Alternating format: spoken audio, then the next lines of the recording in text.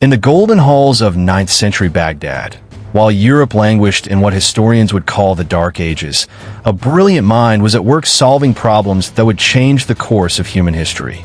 His name was Muhammad ibn Musa al-Khwarizmi, and though you may not recognize his name, you use his work every single day. Every time you balance your bank account, calculate a tip, or use GPS navigation, you're benefiting from the mathematical revolution this man sparked over 1,200 years ago. Al-Khwarizmi didn't just solve mathematical problems. He created an entirely new language for mathematics itself. He gave us algebra, a word that literally comes from the title of his most famous book. He introduced the Hindu-Arabic numeral system to the Western world, replacing the cumbersome Roman numerals that made even simple arithmetic a nightmare.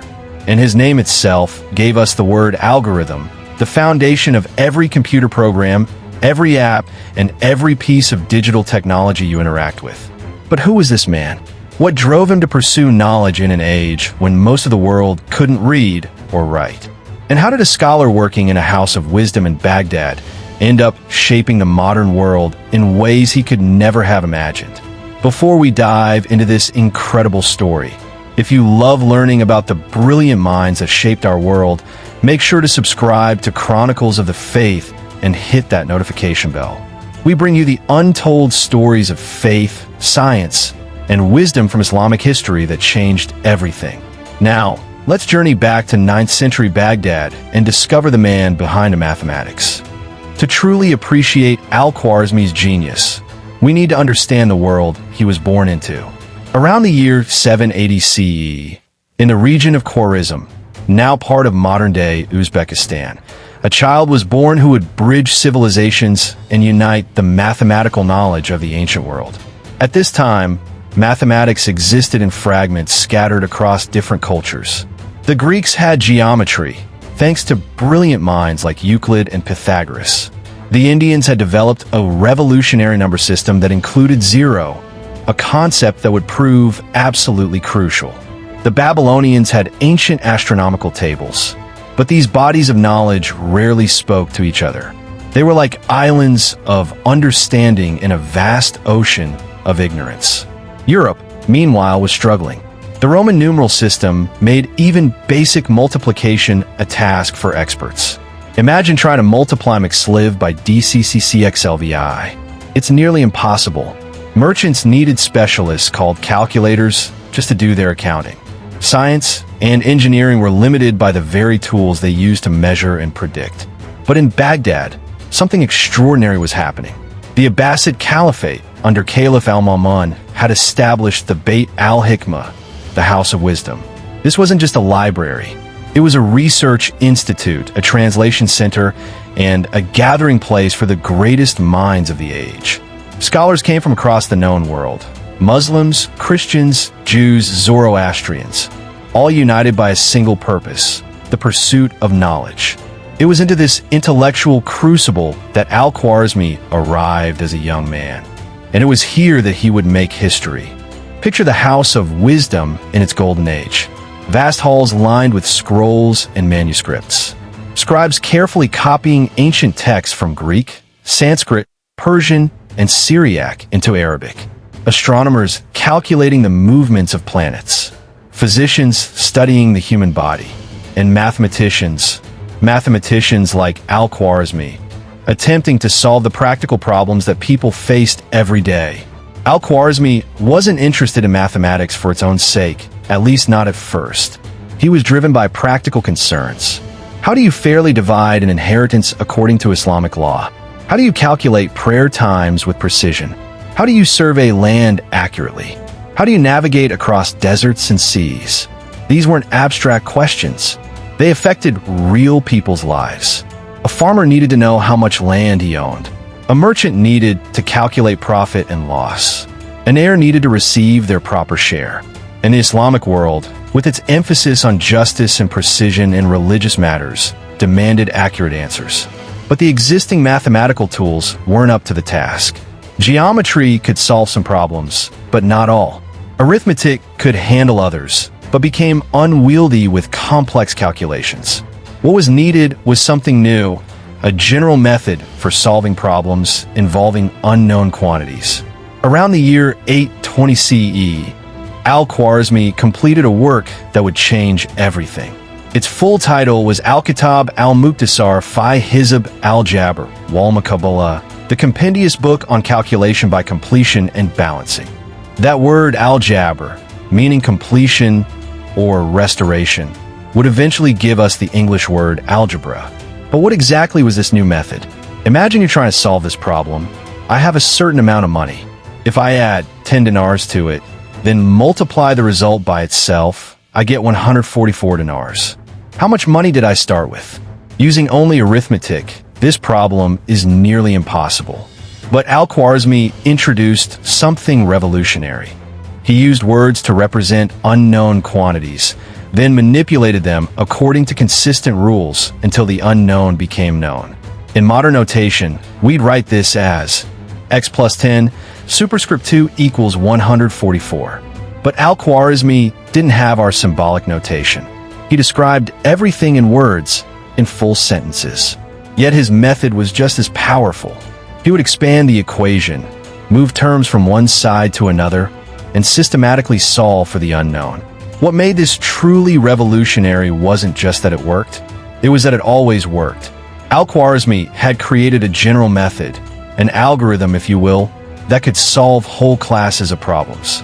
He classified equations into 6 different types and showed how to solve each one. But here's what's truly remarkable. Al-Khwarizmi didn't just show the solutions. He proved them. For every type of equation, he provided geometric proofs showing why his methods worked. He bridged algebra and geometry, arithmetic and proof, practical application and theoretical understanding. Al-Khwarizmi's contribution to algebra alone would have secured his place in history. But he did something equally important, perhaps even more transformative in its immediate impact. He introduced the Hindu-Arabic numeral system to the Islamic world and, eventually, to Europe. Around 825 CE, he wrote, On the Calculation with Hindu Numerals, a book explaining this revolutionary number system. The Indians had developed 10 symbols, including the crucial 0, that could represent any number through position. The number 537 meant 5 hundreds, 3 tens, and 7 ones. Simple, elegant, and infinitely scalable. Compare this to Roman numerals. The number 537 would be dxxxvi. Addition is cumbersome. Multiplication is a nightmare. Division is nearly impossible for most people. But with Hindu-Arabic numerals, even children could learn to calculate. Al-Khwarizmi didn't just translate this system. He advocated for it, explained it, and showed its superiority. He wrote detailed instructions on how to perform arithmetic operations. He created tables and examples. He demonstrated how much easier calculations became. When his work was eventually translated into Latin in the 12th century as Algoritmi de Numero Indorum, Al-Khwarizmi on the Indian numbers, it sparked a mathematical revolution in Europe. His very name, Latinized as Algoritmi, gave us the word algorithm. Every step-by-step procedure, every computer program, every recipe you follow, these are all algorithms, named after this 9th century scholar. But Al-Khwarizmi wasn't finished. He turned his mathematical genius to astronomy, creating extensive tables for calculating the positions of the sun, moon, and planets. These weren't just academic exercises. They had practical application for determining prayer times, creating accurate calendars, and navigation. He revised and corrected Ptolemy's geography, creating a world map and tables of coordinates for major cities and landmarks. While some of his corrections were improvements and others were errors, the very attempt showed the Islamic world's commitment to empirical verification. Don't just accept ancient authority, test it, measure it, correct it. In all of this work, we see a consistent pattern. Al-Khwarizmi combined theoretical understanding with practical application. He wasn't content with elegant mathematics that had no use, nor was he satisfied with practical rules that had no theoretical foundation. He wanted both, and he achieved both. Who was Al-Khwarizmi as a person? Unfortunately, we know frustratingly little about his personal life. We don't know when he was born or when he died with certainty. We don't know if he had a family. We don't know what he looked like. But from his work, we can glimpse his character. He was meticulous. His calculations are precise. His explanations clear. He was humble. He acknowledged his sources, whether Greek, Indian, or Babylonian. He was practical. Even in his most theoretical work, he always circled back to real-world applications. And he was deeply embedded in Islamic culture. His algebra book begins with the phrase Bismillah ar-Rahman ar-Rahim, in the name of God, the most gracious, the most merciful. He dedicated his work to Caliph al-Ma'mun, praising the caliph's love of knowledge. He discussed Islamic inheritance law as a primary application of algebra. But here's what's remarkable. While his faith clearly motivated and shaped his work, his mathematics was universal. A Christian merchant in medieval Italy, a Hindu astronomer in India, an atheist programmer today, all can use al-Khwarizmi's methods. He created knowledge that transcended his own context while remaining true to his values. The impact of al-Khwarizmi's work is almost impossible to overstate. Within the Islamic world, his methods became standard. Mathematicians built on his foundations, developing algebra further, creating new algorithms, solving more complex equations. When his works reached Europe in the 12th century, translated by scholars like Robert of Chester and Gerard of Cremona, they sparked the mathematical renaissance that made the later scientific revolution possible. Fibonacci learned about Hindu-Arabic numerals largely through al-Khwarizmi's work. European merchants adopted these numerals for commerce. Scientists used them for calculations. Algebra became the language of science. When Galileo described the motion of falling bodies, he used algebra. When Newton formulated his laws of motion and universal gravitation, algebra was essential. When Einstein developed relativity, he needed advanced algebra and more. But perhaps most remarkably, al-Khwarizmi's concept of an algorithm, a step-by-step procedure for solving a problem, became the foundation of computer science. Every program you run, every app you use, every website you visit is built on algorithms. The smartphone in your pocket contains millions of algorithms, all descendants of the systematic methods al-Khwarizmi pioneered. When you use GPS, multiple algorithms calculate your position using satellite signals. When you search online, algorithms sort through billions of web pages. When you watch a video, algorithms compress and decompress data. When you make a purchase, algorithms encrypt your credit card information. None of this would be possible without the conceptual foundation al-Khwarizmi laid. He showed that complex problems could be broken down into systematic procedures. He demonstrated that abstract mathematical methods could solve concrete problems. He proved that knowledge from different cultures could be combined to create something greater than the sum of its parts. Today, over 12 centuries after al-Khwarizmi lived, his influence is everywhere. Students around the world struggle with algebra, not knowing they're learning a subject named after an Arabic word. Programmers write algorithms, not knowing they're named after a Persian scholar. We all use the numbers 0 through 9, not knowing they came to the West through Islamic civilization. But beyond the specific contributions, al-Khwarizmi's life teaches us broader lessons. First, knowledge is universal. Al-Khwarizmi drew from Greek geometry, Indian arithmetic, and Babylonian astronomy. He didn't see these as competing traditions, but as complementary sources of truth. In our divided world, this openness to learning from others remains vital.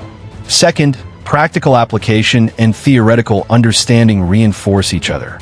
Al-Khwarizmi could have created purely abstract mathematics, or he could have focused solely on practical calculating techniques. Instead, he did both, and each made the other stronger. Third, the pursuit of knowledge is itself a form of devotion. Al-Khwarizmi saw no conflict between his faith and his mathematics. For him, understanding God's creation through mathematics was a way of honoring the Creator. This integration of faith and reason, revelation and investigation, characterized the Islamic Golden Age at its best. And finally, one person really can change the world. Al-Khwarizmi wasn't a king or a general. He didn't conquer lands or command armies. He just thought deeply, calculated carefully, and shared his knowledge. Yet his impact on human civilization rivals that of any emperor. There's something almost miraculous about mathematics. The equations Al-Khwarizmi solved in 9th century Baghdad work just as well in 21st century New York. The algorithms he developed 1,200 years ago still function perfectly. Mathematical truth is timeless, universal, and unchanging. When Al-Khwarizmi proved that a certain method would solve a certain, this permanence of mathematical truth must have appealed to Al-Khwarizmi. In a world of political upheaval, shifting empires, and human uncertainty, mathematics offered something solid, reliable, and eternal. It offered a way to touch truth itself. And in pursuing this truth, Al-Khwarizmi participated in something greater than himself. He wasn't just solving problems for his own time, though he certainly did that. He was contributing to humanity's collective understanding, adding his voice to a conversation that stretches from the ancient Babylonians to modern quantum physicists. Muhammad ibn Musa al-Khwarizmi lived over 1,200 years ago in a world vastly different from our own. He never saw a computer, never imagined spaceflight, never conceived of the digital revolution his work would enable. Yet every day, billions of people benefit from his genius. When you solve for x in an equation, remember Al-Khwarizmi. When you write numbers using 0 through 9, remember Al-Khwarizmi. When you follow any step-by-step procedure, a recipe, a computer program, a set of directions, remember Al-Khwarizmi.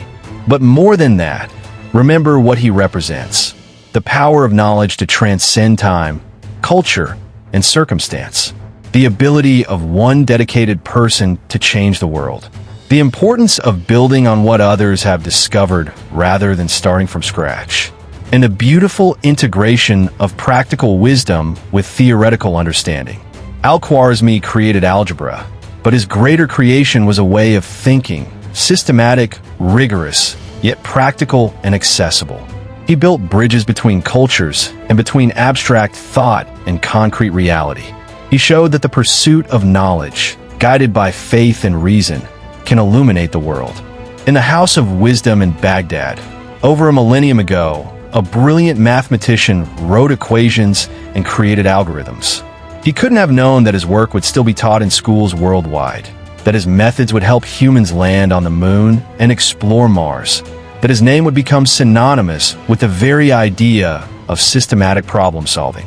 But perhaps he didn't know, in a way. Perhaps he understood that truth, once discovered, is immortal. That knowledge, once shared, can never be destroyed.